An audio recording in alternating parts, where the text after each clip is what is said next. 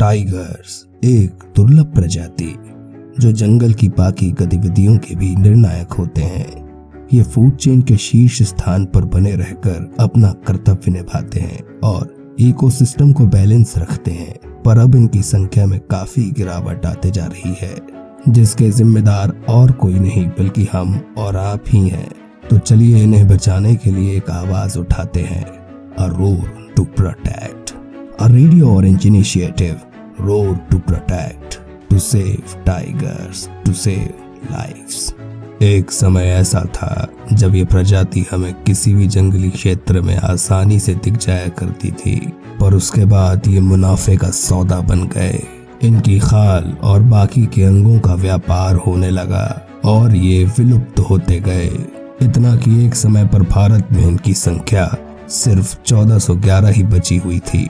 चलिए आइए जानते हैं SFRI जबलपुर में posted DFO mister Ravindra Mani Tripathi से कि सरकार ने टाइगर्स के बचाव के लिए कौन कौन से कड़े नियम निर्धारित किए हैं।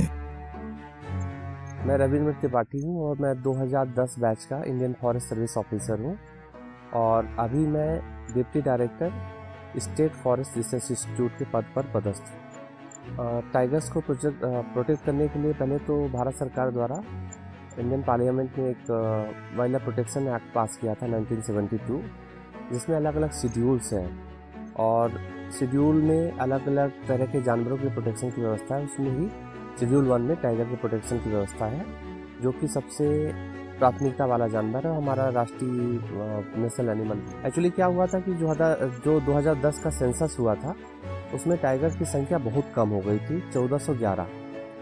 और फिर भारत में 2 इंसिडेंट्स ऐसे हुए जो कि हमारे कॉन्सेंस को उन्होंने हिला दिया। सरिस्का और पन्ना, यहाँ से टाइगर एकदम समाप्त हो गए थे। तो सरकार काफ़ी चिंतित हुई और सरकार ने सोचा कि अब इसको गंभीरता से ध्यान देने की आवश्यकता है।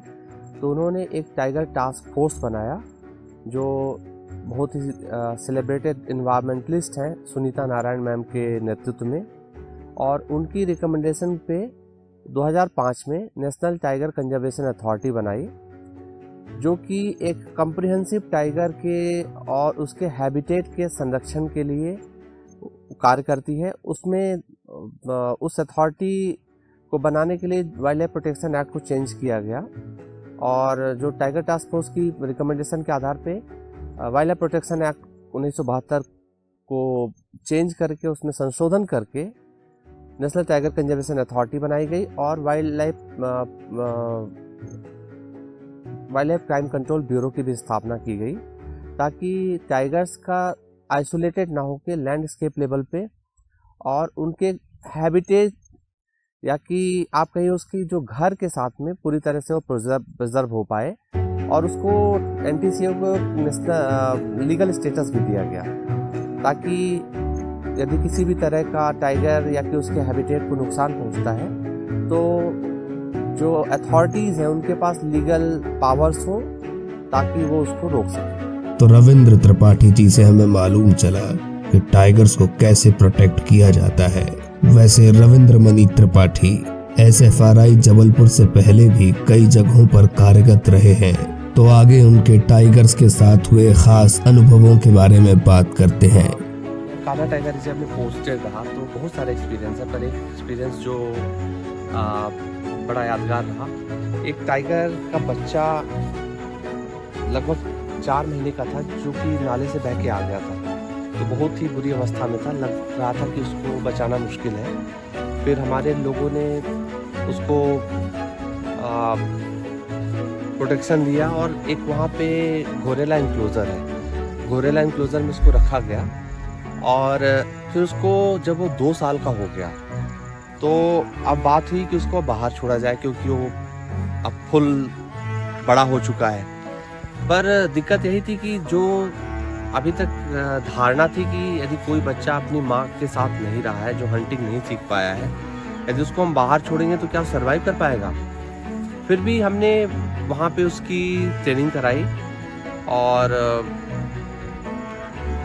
गोरेला एनक्लोजर में रख के वो हमें लगा कि अब सक्षम हो गया होगा कि अब वो हंटिंग कर सकेगा।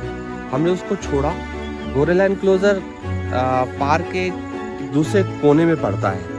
हमने उसको रेडियो कलर करके जंगल में छोड़ा और बड़ा ही सरप्राइजिंग लगा मुझे कि वो पूरा जंगल का टाइगर रिजर्व का चक्कर लगाते हुए अल्टीमेटली गोरेला एनक्लोजर के पास वाले एरिया में ही जाके उसने अपना हैबिटेट बनाया। तो ये बड़ा ही यूनिक रहा कि लगा कि इनकी इंस्टिंक्ट कितनी तेज होती है कि ये अपना जो जहाँ से ये छूटे हैं, जहाँ इसको छोड़ा गया है, पूरे एरिया घूमते हुए ये फिर से अपने स्थान पे आ गया, जैसे कि इसमें कोई नेचुरल जीपीएस लगा हो। तो बड़ा ही अमेजिंग फैक्ट था ये मेरे लिए।